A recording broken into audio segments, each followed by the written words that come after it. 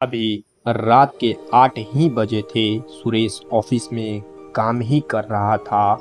वहाँ बाहर तूफान के साथ भारी बारिश हो रही थी। सुरेश एक जमीन के प्रोजेक्ट पे काम कर रहा था।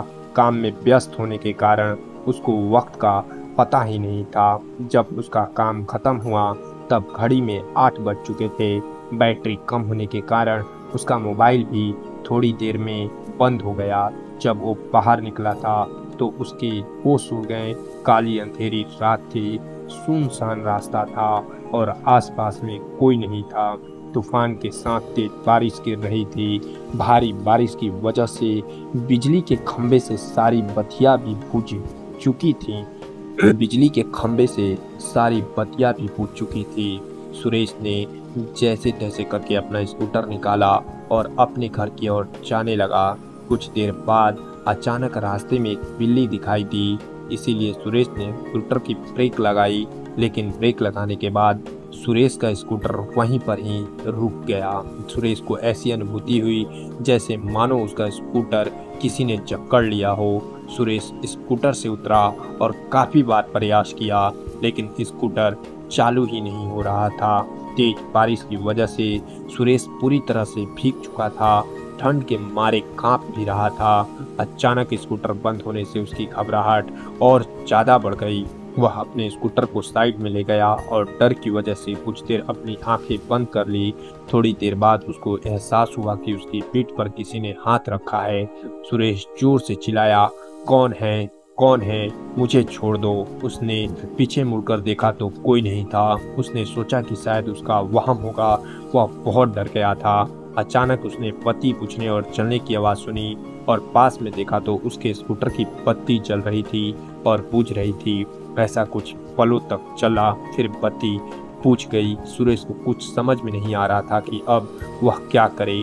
वह कुछ हरकत करता उससे पहले ही उसके सामने एक लटकता हुआ सफेद छाता उसको सामने दिखाई पड़ा। सुरेश ने डर के मारे अपनी आंखें बंद कर ली, लेकिन वह अपनी आंखों को ज्यादा देर तक बंद नहीं कर पाया। जब उसने अपनी आंखें खोली तो उसके पैरों तले जमीन खिसक गई। उसकी नजरों के सामने एक चुड़ैल थी। उसने सफेद साड़ी पहनी थी। वह डरावनी नजरों से सुरेश को देख रही थी। फिर उस चुड़ैल ने छाता जमीन पर फेंक दिया। सुरेश ने देखा कि बारिश की बूंद चुड़ैल की साड़ी पर गिरते ही बूंद लाल रंग की हो गई। धीरे धीरे पूरी साड़ी लाल रंग में परिवर्तित हो गई।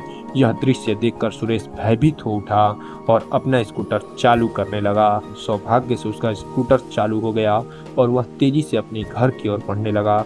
कुछ देर बाद वही चुड़ैल सुरेश के स्कूटर के सामने आ गई। सुरेश स्कूटर को नियंत्रित नहीं कर पाया और स्कूटर एक पेड़ में जाके टकराया। पेड़ से टकराते ही तुरंत सुरेश की मौत हो गई। अगले दिन सुबह जब कुछ लोगों ने यह देखा तो पुलिस को बुलाया और लाश को सुरेश के घर वालों को दे दिया और पुलिस ने जांच पड़ताल करके यह बताया कि सुरेश की मौत अकस्मात हुई। वह तेज रफ्तार से स्कूटर चला रहा होगा और नियंत्रण न रहने पर पेड़ से टकराकर उसकी मौत हुई।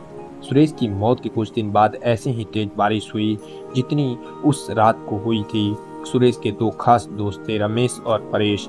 वो दोनों सुरेश के साथ ही काम करते थे। रात के 3 बजे थे। रमेश अपने कमरे में सो रहा होता है।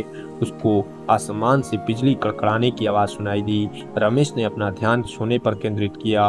अचानक उसको ऐसी अनुभूति हुई जैसे किसी ने उसको एक थप्पड़ मारा हो। वह नींद से जाग उठा और आसपास देखने लगा, लेकिन आसपास कोई नहीं था। फिर थोड़ी देर बाद कमरे की बत्ती जलने और बुझने लगी। यह देखकर रमेश बहुत घबरा गया और कंबल ओढ़कर सोने का प्रयास कर रहा था। उसने महसूस किया कि उसका कंबल कोई पीछे से खींच रहा है। वह जोर जोर से चिल्लाने लगा, मुझे छोड़ दो, मुझे जाने दो। उसके कुछ देर बाद सब कुछ शांत रहा। फिर अचानक खिड़की अपने आप खुल गई और उसमें से एक हाथ बाहर से अंदर आया, जिसकी हथेली पर खून ही खून था। उस हाथ ने कसकर रमेश का गला पकड़ा और उसको मौत के घाट उतारकर रस्सी की मदद से पंखे के नीचे लटका दिया। अगले दिन सुबह रमेश का दोस्त परेश जब उसको बुलाने आया तब उसने यह दृश्य देखा और तुरंत पुलिस को सूचना दी। पुलिस ने जांच पड़ताल करके इसको खुदकुशी का नाम दिया और कहा कि रमेश ने तनाव और किसी बात के दबाव में आखिर आत्महत्या की होगी। हम आगे इसकी और भी जांच करने की कोशिश करेंगे। अपने दोस्तों की मौत के बाद पुरेश बहुत ज़्यादा तनाव में आ गया। उसको मन ही मन यह लगने लगा कि अब तीसरा नंबर उसका है। उसने ऑफिस जाना भी बंद कर दिया। कुछ दिनों उसने अपने आप को अकेले में रखा, यहाँ तक कि वह अपने परिवार के लोगों से भी ज़्यादा बात नहीं करता था। कुछ दिनों बाद उसको लगा कि अब खतरा टल चुका होगा। तब वह अपनी पत्नी के साथ दूसरे शहर घूमने चला गया। कुछ दिनों तक उसने अपनी पत्नी के साथ दूसरे शहर में सैर की। कुछ दिनों घूमकर दोनों वापस अपने घर आ गए। अब परेश के मन में डर का नामो निशान नहीं था। वह आराम से जीवन व्यतीत करने लगा। दूसरे शहर घूमकर आने के बाद वह रोजाना ऑफिस जाने लगा। एक दिन ऑफिस में ज़्यादा काम की वजह से उसको देर तक रुकना पड़ा। उस रात को भी तूफान के साथ भारी बारिश हो रही थी। परेश अपनी कार में बैठकर घर के लिए रवाना हुआ। रास्ते में एक बड़े से खड्डे के साथ उसकी गाड़ी टकराई और कार की एक पहिया खड्डे में गिर गया। परेश कार से नीचे उतरा और बहुत प्रयास किया, लेकिन पहिया खड्डे से नहीं निकला। परेश कोशिश कर रहा था कि एक औरत वहां से गुजरी। उस औरत ने बड़े प्यार से रमेश को कहा, सुनिए, क्या मैं आपकी मदद करूं? रमेश ने कहा, नहीं, मुझसे ही नहीं हो रहा है तो आपसे थोड़ी होगा।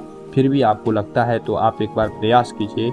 उस औरत ने कार को पीछे से सिर्फ थोड़ा सा धक्का मारा और कार का पहिया खड्डे से निकल गया। परेश ने उस औरत का धन्यवाद किया और उनको पूछा, आपको कहाँ जाना है? इतनी रात को आप अकेले में कहाँ जाओगे? आप मुझे बताइए, मैं आपको जहाँ जाना है छोड़ देता हूँ। जी धन्यवाद आपका। यहाँ से थोड़ा आगे एक तालाब वाली गली आती है, वहाँ मुझे छोड़ दीजिएगा। तालाब के पास ही मेरा घर है, औरत ने जवाब दिया। परेश ने उस औरत को अपनी कार में बिठाया और आगे बढ़ा। परेश को थोड़ा डर जरूर लग रहा था, लेकिन उसने गाड़ी चलाने पर ध्यान केंद्रित किया। थोड़ी देर बाद पीछे से आवाज आई, बस यहाँ पे रोक दीजिए, मेरा घर पास में ही है। परेश ने कार रोक दी और उनको उतरने को कहा।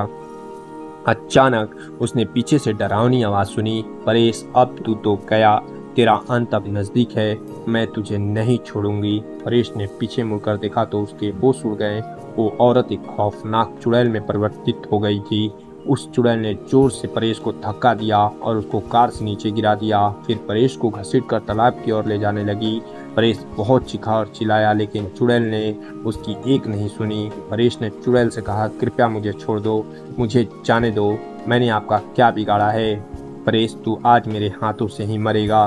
तुम्हारे दोनों दोस्त को तो मैं मौत के घाट उतार चुकी हूँ, अब तुम्हारी बारी है। याद करो बरसात की वो अंधेरी रात, जिस रात को तुम लोगों ने मेरी हत्या करके मुझे तालाब में फेंक दिया था, जिस जमीन ने मुझे और मेरे माँ बाप को रोजी रोटी दिलाई थी, वह जमीन तुम तीनों हड़पना चाहते थे और उस जमीन पे शराब की फैक्ट्री लगाना चाहते थे।